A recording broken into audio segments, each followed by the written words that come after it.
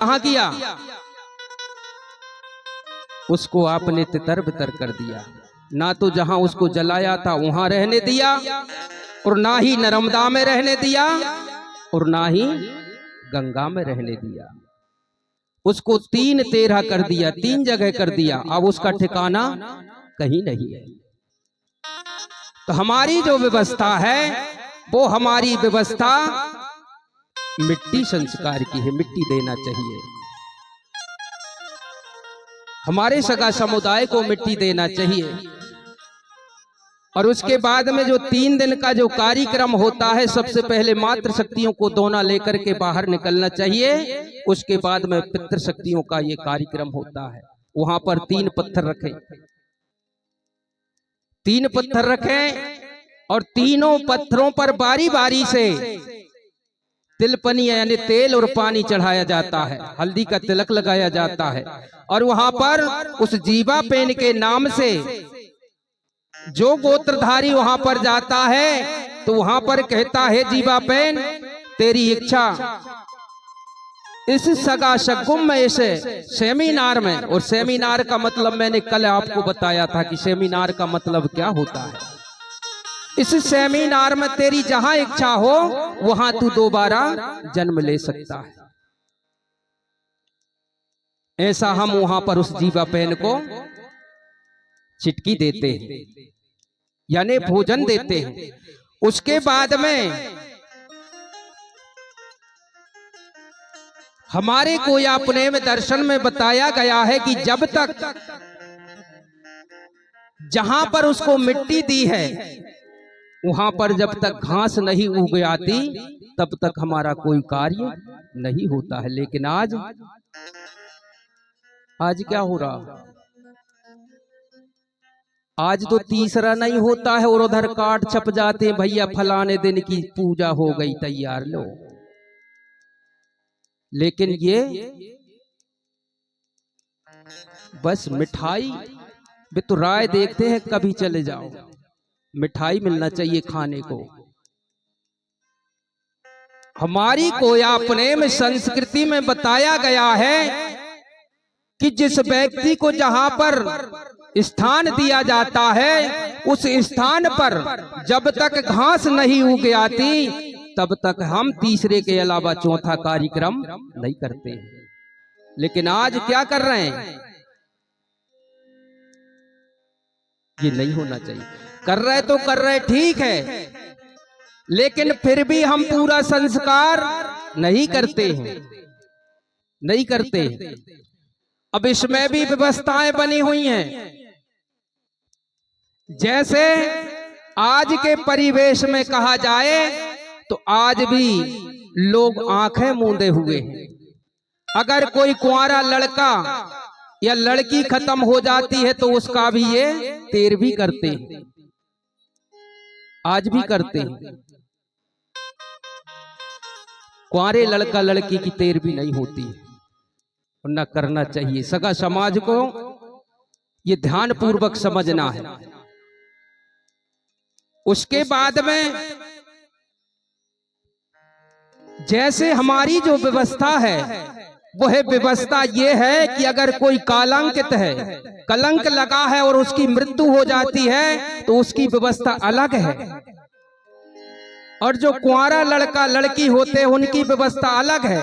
अब लोगों ने आपको बता दिया कि यार ये तो नहीं मालूम कितने देवी देवताओं को पूजते हैं, पता नहीं, अनेक देवी देवताओं को पूजते हैं, लेकिन अनेक देवी देवताओं को पूजने का मतलब क्या है हमें इसका पता नहीं है। जैसे कुंवारे लड़का लड़की का कार्यक्रम होता है तो उसकी व्यवस्था हम दूसरे हिसाब से करते हैं। जैसे किसी कलंकित व्यक्ति का या उस व्यक्ति की मृत्यु हुई उसका कार्यक्रम दूसरी प्रक्रिया से होता है।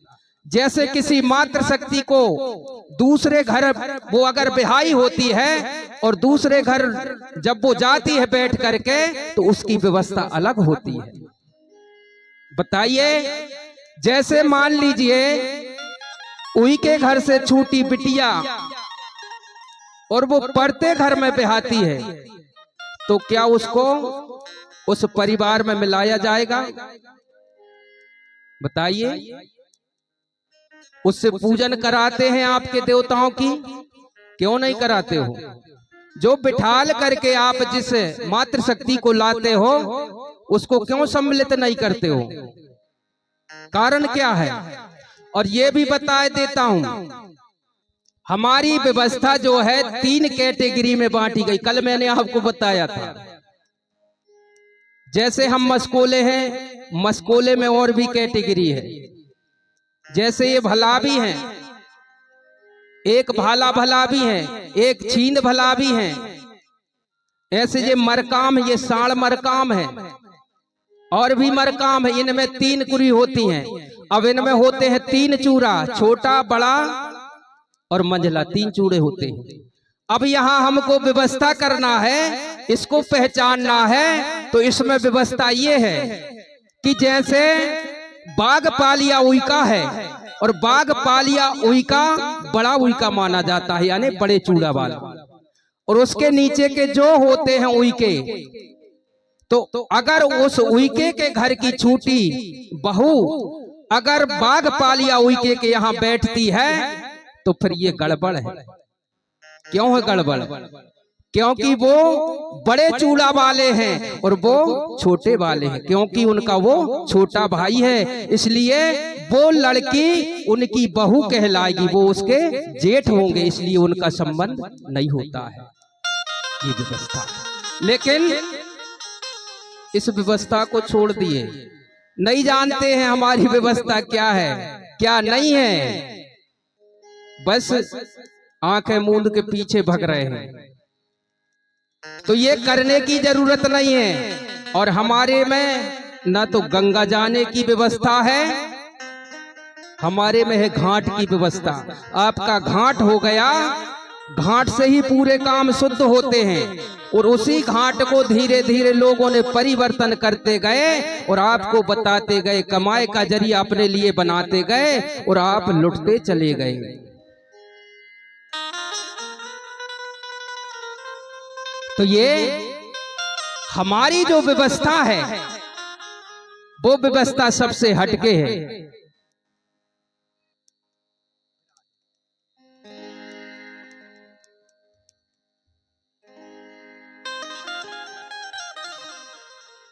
तो हमारी जो व्यवस्था है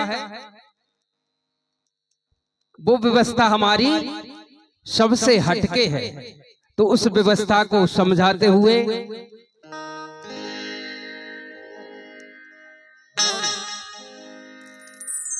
उइके जी मंच पर आ जाएं।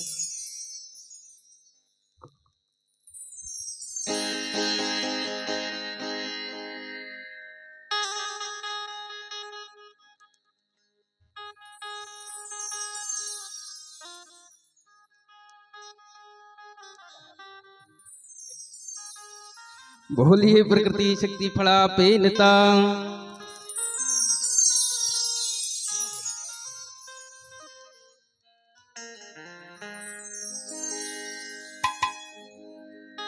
तो हमारी व्यवस्था आज भी हम लोग